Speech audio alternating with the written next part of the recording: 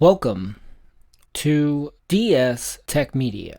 I'm Jay, and I make videos about tech, mostly Linux and open source. And in this video, I'm going to be showing you a list of apps and add-ons for Linux that I find unique or useful. And I'm trying to do apps that aren't common, so stuff that you don't already know about, hopefully. I'll also be showing you where you can get them. This is the second video like this that I've done, and I highly recommend checking out the last one, and I'll post a link to do it, at least if you're watching on YouTube. Speaking of which, no matter where you're watching, hit that thumbs up button, or even better, become a subscriber and share it with someone who might find it useful. I put out content on a regular basis, and I'd like to think it's pretty good. The apps are going to be divided up into categories, and I'll leave timestamps in the description below. So starting out, we've got desktop mods. And first up, we've got Gnome-Pie, a dynamic launcher, and you press a combination of keys to trigger it. It sort of looks like a pie, and it's kind of fancy looking, and I'm honestly surprised you don't see it mentioned more in Linux content. We get this nice little app indicator up top that we can open the preferences from.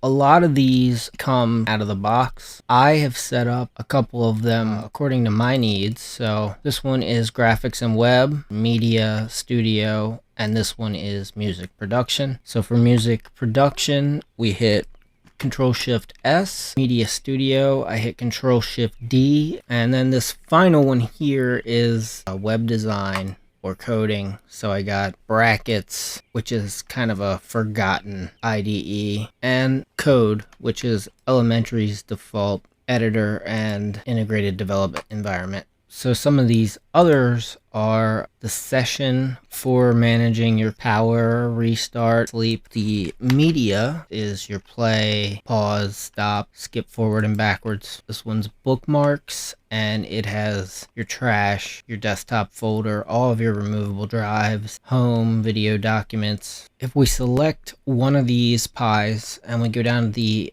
gear icon, we've got a bunch of options here. Open at the center of the screen, warp mouse pointer to the center of the pie. So with both of these, no matter where my mouse is on the screen, it should go to the center of the screen with inside the pie. You can also change the shapes. Here is my mouse over here, and there it is. It goes to the center of the screen, and we now have this new shape which breaks it into separate pages. If we want to make a new pie, we can hit the plus here. I'm going to call this one tester pie. We click here to add a new slice, and now we get the full list of options here. You can open a website or any URI indicator. You can make it open another pie. Launch application is the default. That's what I use for all the apps. Group will show you all of the Windows list. Group session control, group main menu, group devices. You can even have it manage your clipboard, and group bookmarks. I don't know, I guess GIMP. Under command to execute, you can manually enter to a script, or you can select from this list all of the software installed. Everything that has a desktop file, basically. Anything, even wine applications or games you've installed through Steam, like Carrion, and it will pick the best icon, but you can set your icons manually. So very configurable. Oh, the activation radius increases the area your mouse will trigger the highlighting. And of course, we got a bunch of different themes: analog clock, Unity, space clock, Numix, bright, Adwaita, glossy, and this one highlights in the middle with their color as well. Elementary, simple, Adwaita big, Opie. This one is just stupid. I don't even know why it's here. I can't imagine anyone would use it. And this is minimalistic text, which might make sense on riced out window manager. But yeah, there you go. That is Gnome-Pie. It's one of my favorite launchers, and I think it integrates with my current desktop pretty well. And you can get Gnome-Pie simply by searching in Google. And on their site, they have PPA and source installation instructions. Yeah, you won't find it in your package manager. I have it installed via the PPA. Next, we have yet another launcher called ULauncher. Anything that you're looking for, you just start typing, and it will also keep your most frequently accessed applications in this list here. You can expand this list. I have it set to 7. However, ULauncher has extensions. This is one that I've added called Find My IP, and it'll show both my local and external IP address, and then I can click it and it copies it to the clipboard. It's pretty useful if you're doing things with VMs or networking or whatever. If I type C, it gets the price of cryptos from CoinDesk. So it defaults to Bitcoin. If I want to check ETH, I just have to enter ETH. I also have it set up so that if I type a G and any search query and hit enter, it'll instantly open the browser search for that. Type in SO and a query, it'll search Stack Overflow, and then Wiki, it'll access Wikipedia. If we go to the preferences, we can change the hotkey, can change the theme as well. So Adwaita, Elementary Dark, Elementary Light, and Yaru Dark. Shortcuts, this is where you add your shortcuts for the Google search, Wiki, or Stack Overflow like I have. And you can even do custom scripts and set icons. I also have a color converter. So you can enter a hex, RGB, HSV, HSL, or CMYK color value, and it'll give you every other color format. And you can just click that and copy it. It can be useful when you're editing things like CSS or any other type of code. And then I also have a calculator installed. And also under extensions, if we go to discover, you get the entire list. Process Murderer, Better File Browser. So you can literally browse directories through ULauncher. Home Assistant, VirtualBox, AWS, Session Manager, Unit Converter. Better Calculator is the one I have installed. This is calculate anything. Time until tomorrow afternoon. 38 Celsius to Fahrenheit. 10 meters to plus 158 centimeters. 2 inches, centimeters, and kilometers. This is very useful. And the best part, if we want to install this extension, all it takes is copying GitHub link. Go over here to Add Extension. Paste it in. It's that easy. I love this launcher because I think it's got something for everyone. Highly suggest checking out the extensions, and you can pick up ULauncher from ULauncher.io. Well, and if we go to download, you can install it via a deb file or PPA for Ubuntu. It's in the Arch AUR. It's also available for all current Fedora releases. Up next, we've got media production. We have Peak. Peak is for recording. As you can see, we have this little window here with transparency, and it becomes kind of semi-opaque when you drag it out. And it allows you to record MP4, WebM, APNG, or GIF. If you go to preferences, only got a few. Open File Manager after saving, show desktop notification after saving. You can set a shortcut, and then of course choose your format. Unique because you can record a GIF like a video. You can also set a frame rate. You can downsample resolution. You can set a delay and choose whether or not to capture the mouse cursor. So everything we do within this window will be recorded as a GIF. Start it.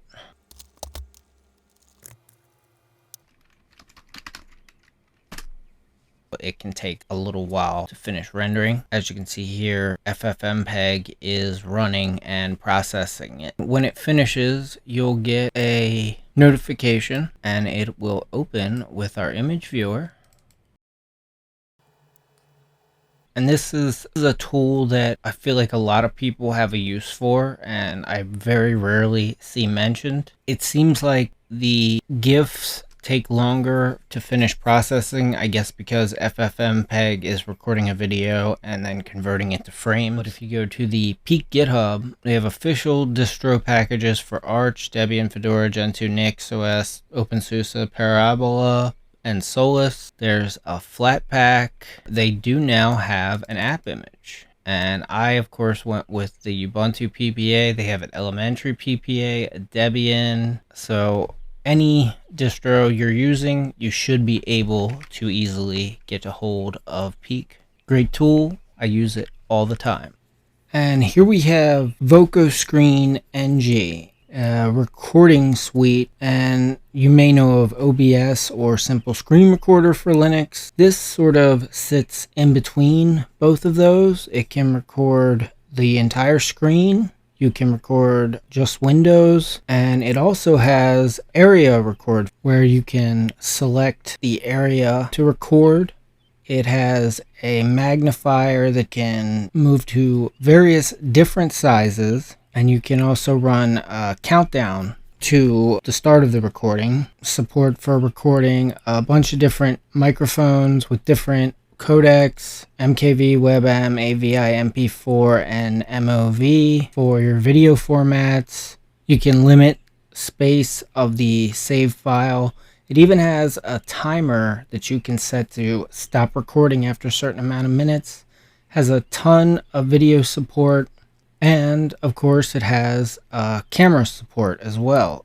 And it has highlighting the cursor and showing the clicks of the cursor for doing tutorials. And it also has a built-in media player. So it's a pretty all-encompassing suite. Not quite as full-featured as OBS. Not as simple as the Simple Screen Recorder. Very useful.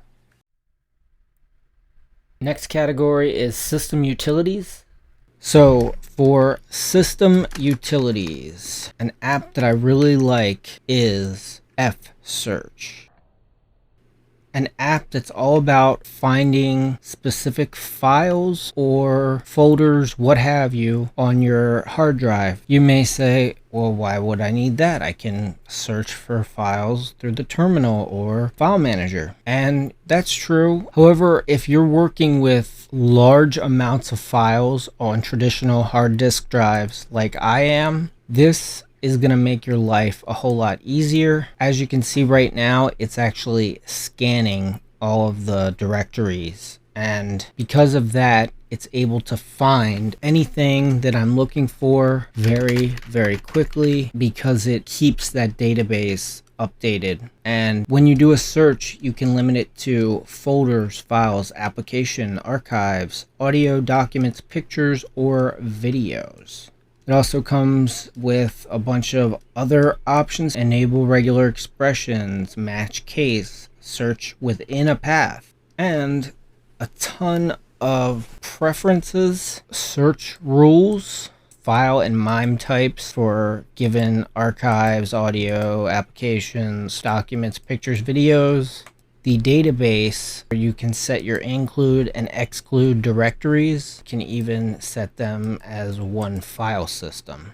Being someone who deals with so many files, a lot of media files, tons of redundant directories. You know, I've got old phones, old laptops, old other desktops, collections, all saved disk. This helps me search across those disks, makes my life so much better. I love this app. FSearch is the name of the app, and I have it installed from the PPA, but they have the stable version available for Ubuntu, Arch, Fedora, Red Hat, CentOS, Debian via Open Build Service, OpenSUSE via Open Build Service. There's a Flatpak version, a a Solus version in the Solus repository, and a fresh ports version for FreeBSD. So just about anyone can get a hold of this. It is a lifesaver.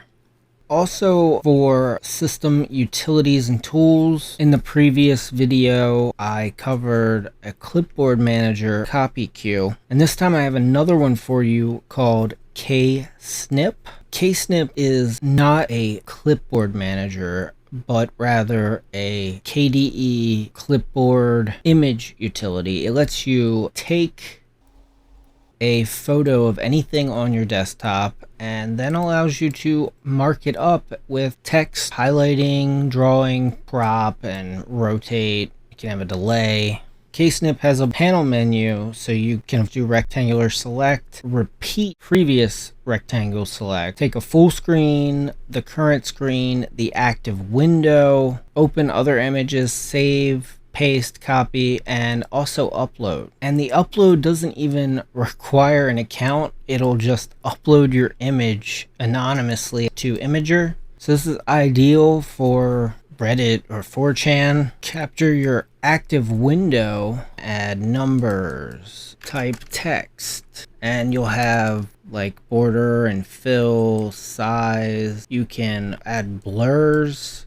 rectangles, even emojis, several to pick from. You can add arrows, change the colors, the width, even to highlight in any color we want. It's pretty ideal if you're doing memes or if sharing any type of work constantly.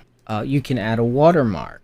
In settings, there's a built-in uploader that can upload to Imager, an FTP, or a script for whatever else you want to do. It'll actually upload anonymously to Imager. So if you're trying to post to Reddit and you just need to upload that image for hyperlinking, if you have an Imager account, you can use your login. It also keeps a history of Imager uploads, even the anonymous ones. So we've got a watermark. I could add like the DS Tech Media watermark, basically like a photo editor. It's really good for someone who's constantly sharing screenshots. Maybe you want to make memes. Ksnip could be a very, very useful tool. And you can get Ksnip in just about any format: Linux, AppImage, RPM, Deb, via apt, or the PPA for the older versions of Ubuntu, via Pacman or Yay in Arch. There's a Snap version, a Snap Store, there's a Flatpak version, MSI and EXEs for Windows, even Homebrew for macOS. And now, RSS clients. So in part one of my top app picks, I covered an RSS reader called FeedReader. This time around, I have not one, but two RSS readers. The first one is Newsflash. And Newsflash is a spiritual successor to FeedReader. Features kind of the same interface and feature set. You can, of course, tag articles, share to Pocket, Instapaper, Twitter, Mastodon, Reddit, or Telegram. You can export, open in browser, toggle full screen, discover feeds, import, export OPML. And this is obviously made with GTK4 interface. Features desktop notifications, fast search, filtering, tagging, keyboard shortcuts, offline support, and much more. Supported services are MiniFlux, Local RSS, Fever, Fresh RSS, NewsBlur, InnerReader, Feedbin, and Nextcloud News. Let's go ahead and open up the preferences right quick. So we got a couple themes here. Default, Spring, Midnight, Parchment, and Groovebox. Use system font or set your own. Sync on startup, sync on metered connection, manual, update interval, a bunch of key bindings, and of course sharing to all the services I listed. Plus you can technically add your own You can get Newsflash via the official GitLab repos. There's a FlatHub version. You can install it via Pacman on Arch, NixOS. You can also get it from the Snap Store. So that pretty much covers everything. So all in all, I think a pretty cool RSS client. However, I think I personally prefer the next one, and that is called Fluent Reader. I think I rather prefer the next one.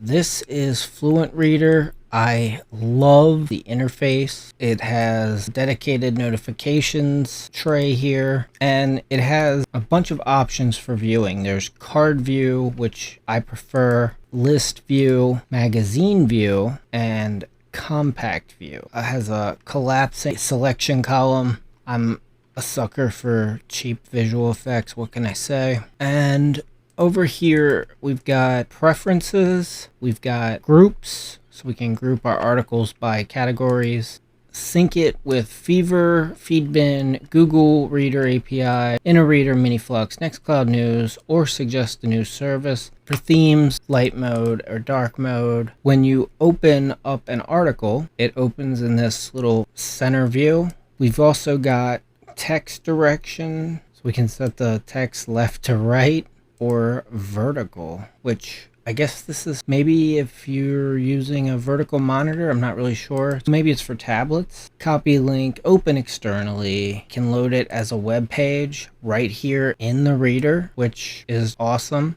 We can also load full content, and this is kind of a workaround on some problematic feeds. But yeah, there you go, 2 new RSS client picks.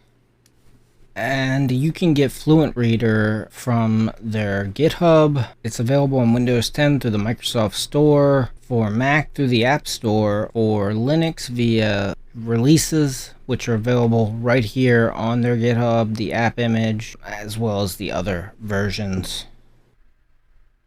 Social media.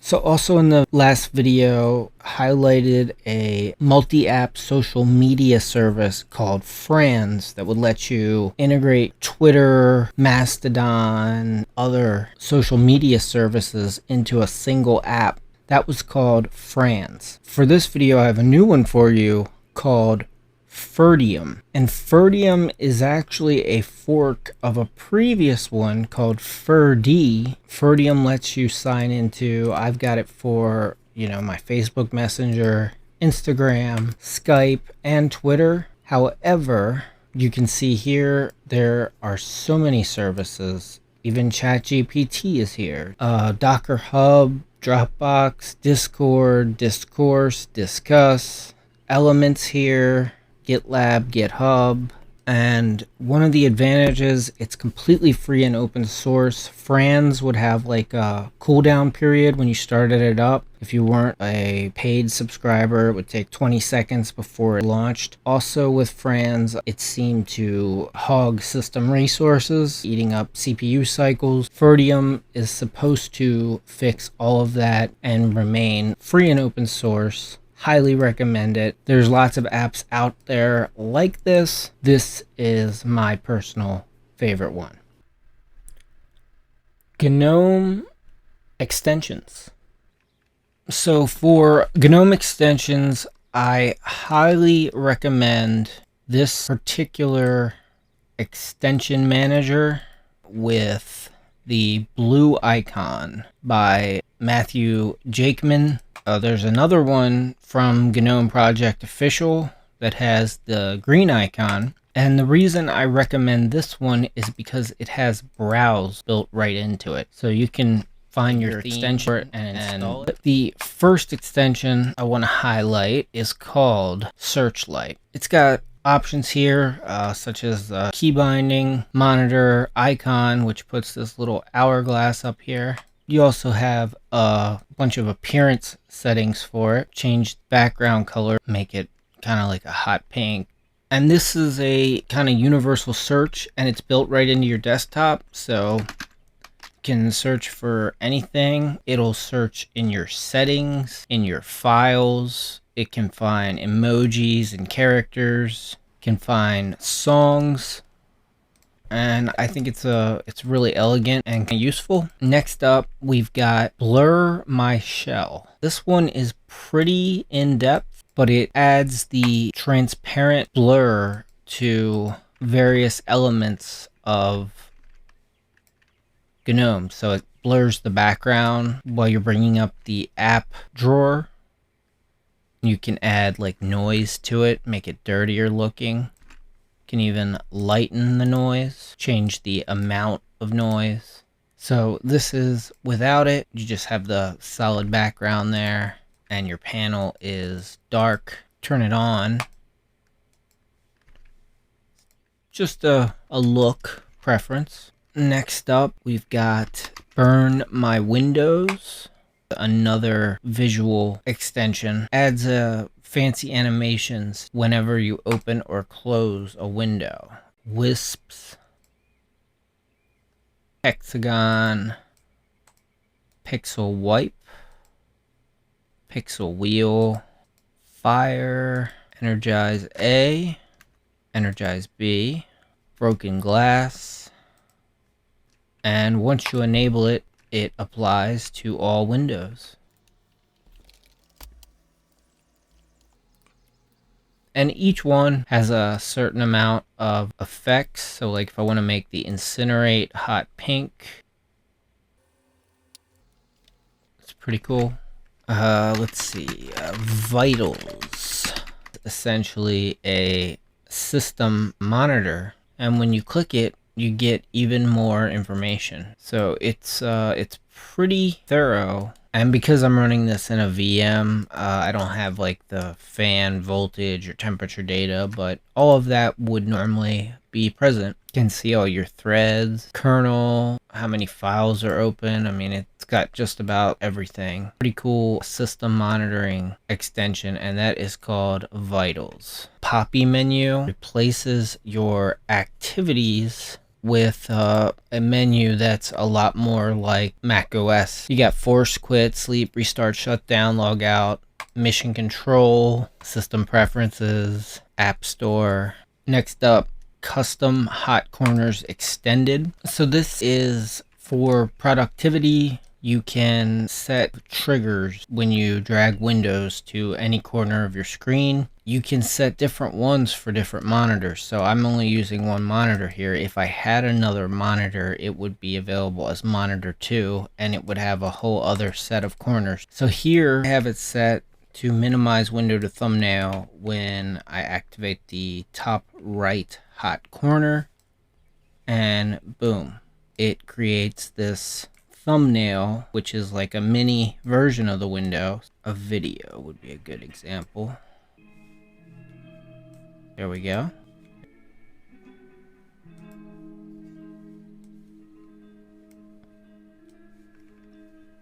And now let's try it with control. And then if I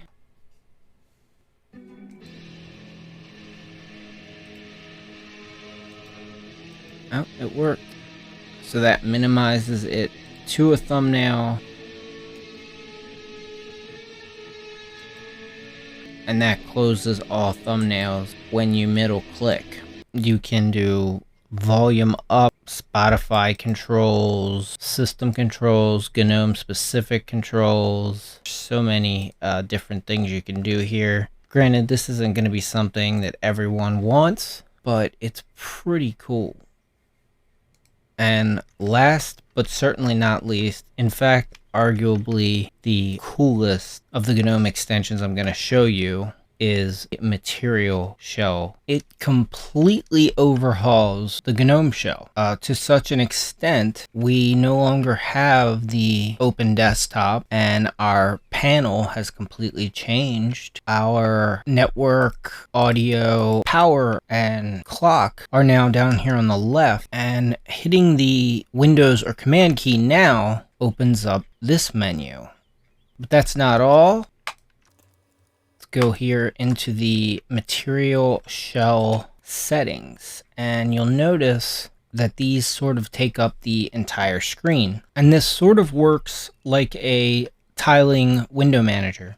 We have a bunch of options here, such as blur background. We can change the opacity of UI elements.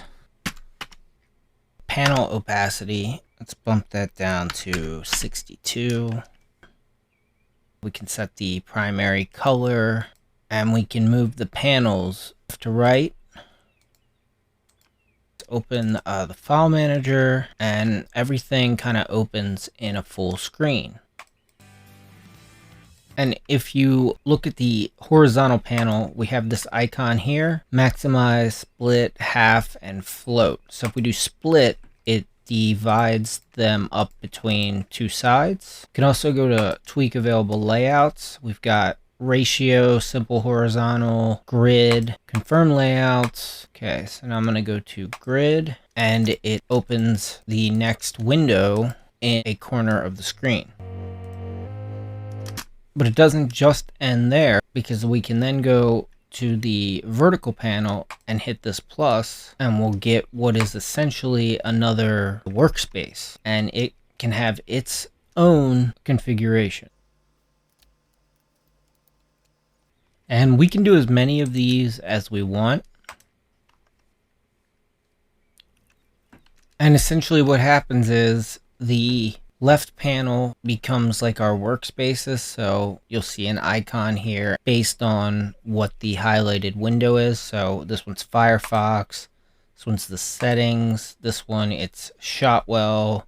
This one, it's my video player. And it's a really, really cool extension. I wouldn't call it perfect. I don't know if you could use it all the time. I have run into a few crashes, and it's also kind of heavy on memory. Perfect example of why GNOME is so awesome. Download a simple extension and completely change GNOME altogether. So that one is Material Shell.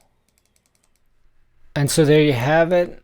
My second list of top Linux apps and add-ons. I tried to find stuff that I haven't seen everywhere else. Let me know how I did. Let me know what your favorites were. If you have any recommendations for the next list, please feel free to leave them down below. Let me know what you thought of the list. Feedback is always welcome. And guys, remember, like, share, and subscribe. I thank you for watching. And once again, for DS Tech Media, I'm Jay, and I'll see you in the next one.